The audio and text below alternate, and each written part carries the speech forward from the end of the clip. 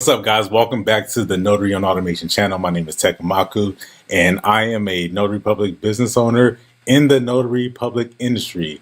I think it's important that we make that distinction, and I'm going to talk to you guys a little bit about that. But first, I want to welcome you guys. If this is your first time ever rocking with me, you guys have never been here, definitely a big shout out to you guys, and you're in the right place. I've actually never done a topic similar to this. What are my three biggest tips for starting the Notary Public industry? And I'm going to break this down in three separate ways: short term, mid-term, and long term. So you definitely want to stick around to the very end so that you can know how to grow a profitable and sustainable notary business. But before we do that, I think it's important that we start off with understanding the Notary Cashflow Quadrant. This is going to be paramount, instrumental. This is going to be so big to your success. Understanding the 4 different ways to make income in the Notary Public industry. When it relates specifically to the Notary Public industry, notice I didn't say business, because there's a separation between the industry and the business. And once you understand that, to me, that's foundational. All the other short-term, mid, and long-term goals I'm going to talk about is going to make so much more sense. If you've never seen the Notary Cashflow Quadrant, pay attention. I'm going to go over it in brief detail.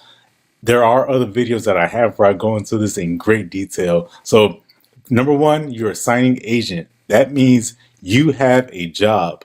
That means you have no leverage. That means a company calls you, a third-party app calls you, and then they ask you, hey, Mr. Notary, are you available on Friday at 1:30? This is a refinance. This is a job that pays X amount of dollars. And then you accept their terms. Now, there's nothing wrong with that, but understand that that's one form of how to make income in the Notary Public industry, as being a signing agent. The second form is the Notary Public. You have a notary commission and you actually go out and execute notarizations on behalf of a company, on behalf of yourself, but you operate as a Notary Public. You can be independent. You can work for a group. You can work for a lot of different people, work for yourself, contracting. But this is essentially what you do, and you trade time for money. So you go out and physically perform all the work and all the tasks. And as a result, you get compensated, you get paid. Now, there's a third type. That's the Notary Public business owner. And the Notary Public business owner, as it states, you own the system and people work for you. Now, that doesn't mean that you can't be a Notary Public and you can't be a signing agent, but when you're a Notary Public business owner, and I think it's important that we make this distinction, is that you own a step-by-step process. That means you find a client.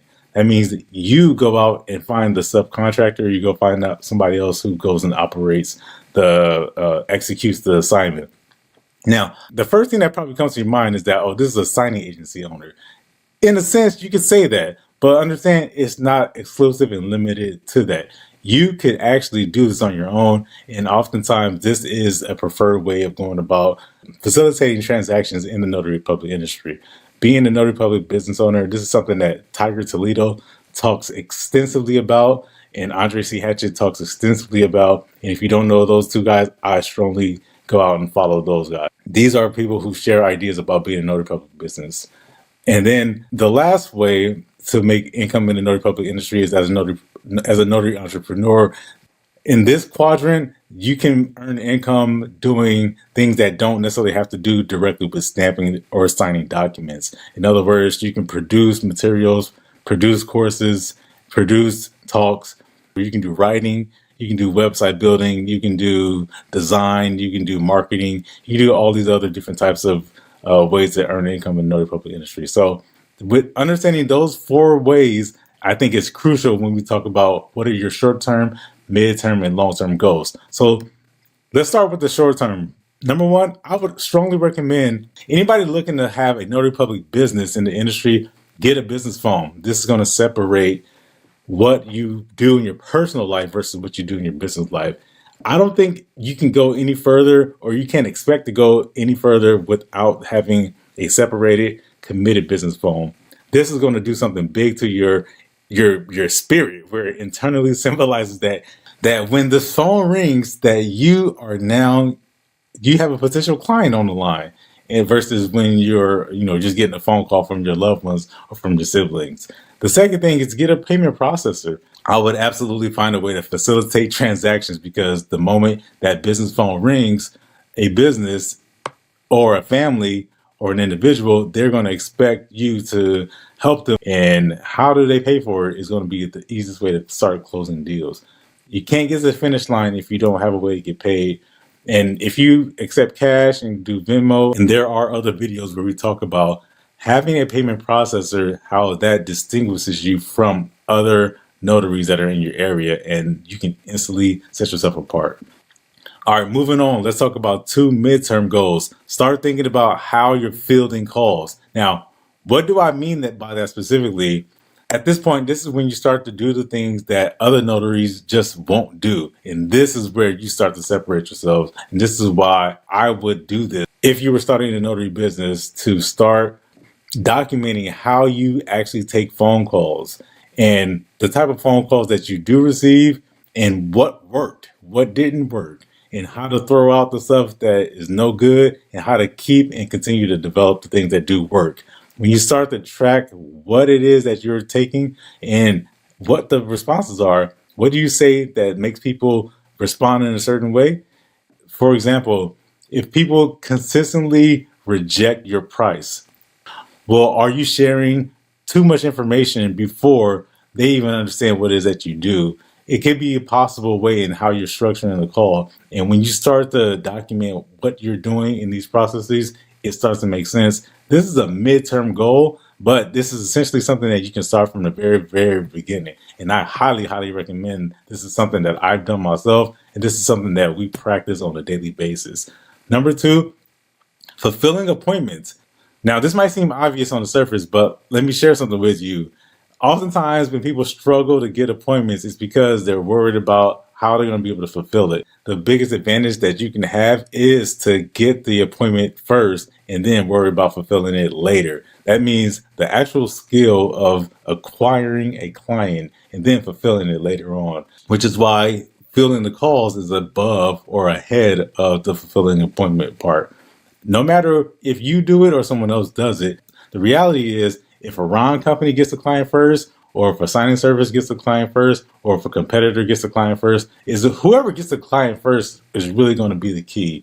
And we're not talking about going and knocking on doors and leaving business cards and anything that's outdated and never really was fun or really worked in the first place, which is why a lot of companies are closing, a lot of notaries are closing their doors. We want to get that out of here. If you're starting a business in this day and age, in this modern era, then I would definitely focus on fulfilling the appointments and how to strategically take phone calls. And speaking of being strategic, consider pricing that is strategic. That means for people who want appointments right now versus people who want it right now, but they change their mind, do it later on, or other services such as process serving, fingerprinting, field inspections, then vehicle verifications, all these things that honestly have nothing to do with notary, but always consider that anytime somebody reaches out to you, this is why it's important to have a phone. Anytime that phone rings, that person is looking for something. And unless they're looking for something that's unrelated to notary, I mean like tires, they're looking for directions to the church or something like that. If they're looking for something notary related, then chances are you can help them. So being able to price yourself strategically so that it makes sense, whether you can fulfill it or whether you have to pay someone else to do it, or whether it's going to require X amount of time versus you can do it really quick on your way back home from work. It's all about how to field the phone calls in order to reveal that information, in order to pull that and draw that information out of the client. And it can absolutely be done. Again, after all, they called you. And last but definitely not least, always have this on the mind of being able to duplicate yourself. This is something that a lot of the large companies have shown us, and you can absolutely apply this to your small notary business. How to duplicate yourself so that you can be in one place, in another place, in another place, all at the same time is absolutely possible in today's age of automation and technology. But consider, how can you be in multiple places at one time? That means having a network that involves multiple notaries, multiple paralegals, multiple attorneys, and multiple different providers so that you can always be able to help somebody do a translation, help somebody send some documents out and get process served, or you can do anything that is related to the legal profession.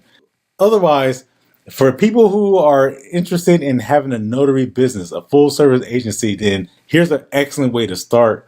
You can get the special ops workbook where we talk about a specific process and how we get clients, a script that you can follow to the T. We have examples with real live clients, not pretend, not mock. And there's also some more tips about where you can post your services and how to quickly get up and running. So go visit the link that's down in the description below. Hey, thanks for watching. Subscribe to the channel and hey, keep putting that stamp to good use.